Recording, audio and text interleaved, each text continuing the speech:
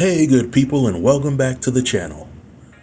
On yesterday I had the opportunity to check out Dennis Reed's new movie Last Date, which you can catch on Tubi. Now this wasn't my first Dennis Reed movie. In fact, several months ago I had the opportunity to check out the movie Please, which starred the popular Tubi actress China. That movie was complete madness from start to finish, and going into this movie I kind of figured that I needed to go into the experience with the understanding that I might see some tomfoolery, as well as several characters who would be taking a one-way first-class trip to the upper room. The movie Last Date follows the story of Travis and Jaleesa. We as the viewing audience learn that Travis and Jaleesa are married, but they hit a rough patch and they've been going to counseling for several months to resolve their issues. Then one day out of the blue, Jaleesa embarrasses herself and Travis by telling their marriage counselor that she wants a divorce and that she doesn't need to think twice about her decision. This announcement truly blindsided Travis and the marriage counselor because the whole purpose of going to counseling was to acknowledge their issues and forge a pathway forward towards a healthy marriage. But by this point in the movie, I was wondering what Travis might have done to cause Jaleesa to completely give up on the marriage. Did he cheat? Did he physically abuse her? Did he steal money from her? Or did he sell off the family dog to pay off the gambling debts? There are well over 1 million valid reasons for somebody to want a divorce from their spouse. However, Jaleesa's reason for wanting to divorce Travis was because he didn't want to see her grow or change.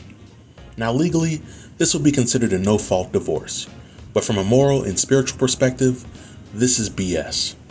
And this is because Jaleesa came into the marriage with the understanding that she would be a housewife and her primary duties would be to take care of the family. But after years of being a housewife, which in my opinion is far easier than working a regular 9 to 5, Jaleesa decides that she wants to be independent, she wants to break up the family, and she wants to live a hot girl summer. So when they go to divorce court, Travis agrees to fork over half of his money and assets to Jaleesa, which is silly because in my opinion, if you petition for a divorce simply because you don't want to be married anymore, then you should leave with what you came with. Nevertheless, I think that Travis would have been fine with this arrangement if it ended there. But the straw that broke the camel's back was when Jaleesa petitioned for full custody of their daughter, which was another blindsided moment for Travis. Jaleesa claims that it was their daughter that was the one who didn't want Jaleesa and Travis to share joint custody, and Jaleesa also encouraged Travis to respect their daughter's feelings. Now we all know that at this point in the movie, Jaleesa is trying to spoon feed Travis an extra load of BS.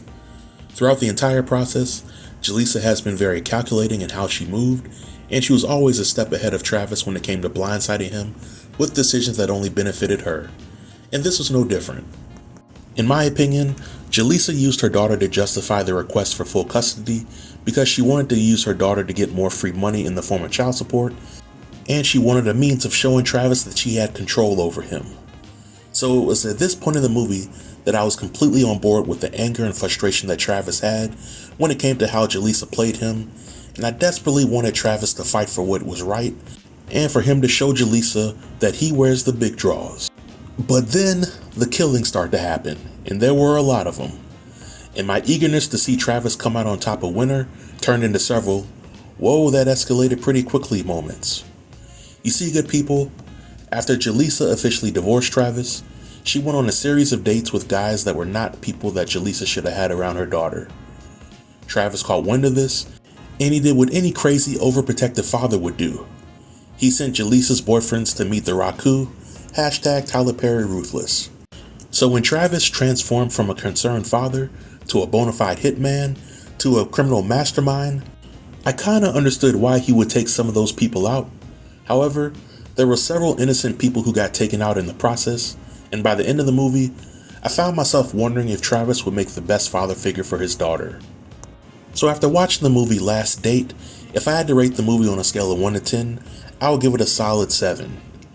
I think that there's some folks out there who will watch the movie and they'll only pay attention to the violence, the stalking tendencies of Travis, and they'll conclude that the movie was made for mindless entertainment. However, I've decided to look at the movie from a different lens.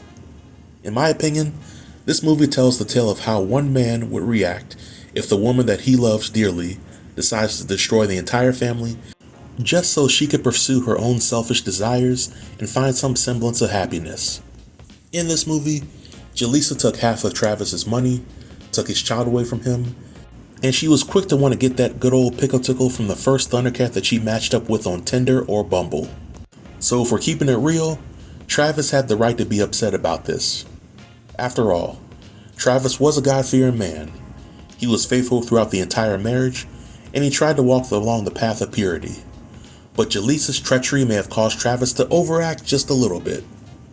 So I think that folks that view the movie from that lens will definitely appreciate the movie for what it's worth.